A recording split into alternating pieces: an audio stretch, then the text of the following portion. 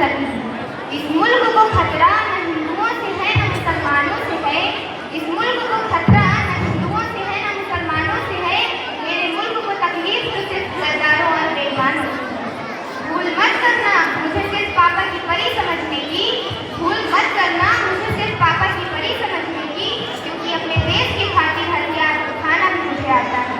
और मुझे चिंता नहीं है स्वर्ग जाकर मोक्ष पाने की, मुझे चिंता नहीं है स्वर्ग जाकर मोक्ष पाने की, बस तिरंगा को पकड़ मेरा यही अरमान रखती हूँ।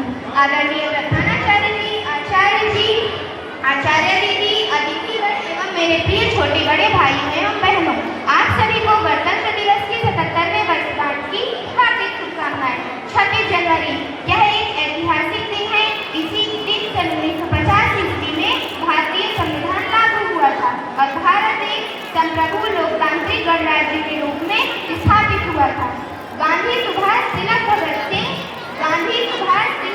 सिंह का यह प्यारा सा देश है, जियो और जीने दो का देता संदेश है। हमने अपना गौरव पाया अपने स्वाभिमान से, हमें मिली आजादी वीर शहीदों के बलिदान से। तो आज गणतंत्र दिवस के उपलक्ष्य में मैं आप सभी के सामने अपने कुछ विचार प्रस्तुत करने जा रही हूँ, जिसका विषय है कि राष्ट्रभक्ति और राष्ट्र निर्माण है क्या। तो मुझे आज समझकर बोलना है और आप सभी को भी समझकर सुनना है।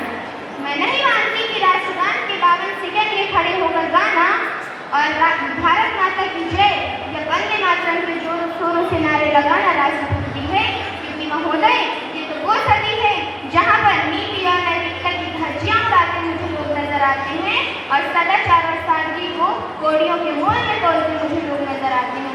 ये वो सदी है जहाँ पर एक ही घर में दो सगे भाई भी शांति और अमन का गला घोंटते हुए नजर आते हैं और जिस देश का युवा व्हाट्सएप, इंस्टाग्राम और फेसबुक पे चैटिंग, डेटिंग और फ्लर्टिंग करते नजर आते हैं। ऐसे लोगों के द्वारा गणतंत्रता दिवस मनाना सिर्फ एक दिखावा प्रतीत होता है। आजकल के युवाओं को शॉर्टकट की ऐसी बीमारी लगी है कि वह 3 घंटे अध्ययन करना तो दूर 3 घंटे की फिल्म भी पसंद नहीं करते, क्योंकि उन्हें 30 सेकंड की रील की लत लगी है।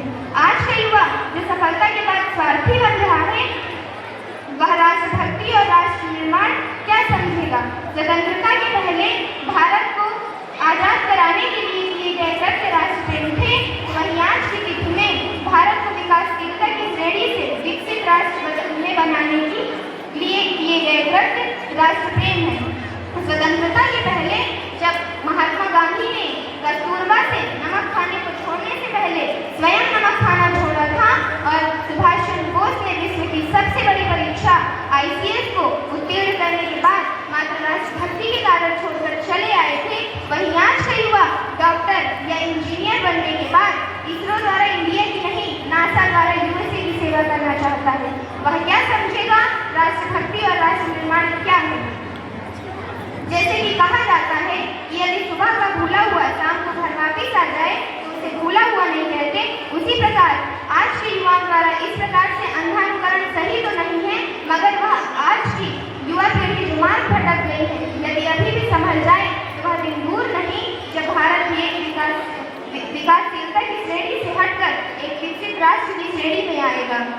इसके लिए आज इस पावन पर्व पर हमें यह प्रण लेना होगा कि हम अपनी ऊर्जा का उपयोग करते हुए भारत को एक विकसित राष्ट्र बनाने के लिए अपने कार्य करेंगे।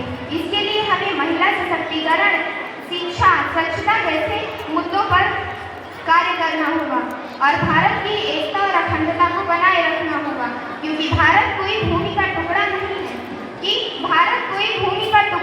है, यह जीता जागता राष्ट्र पुरुष है, यह वंदन की धरती है, अभिनंदन की धरती है, यह अर्पण की भूमि है, समर्पण की भूमि है।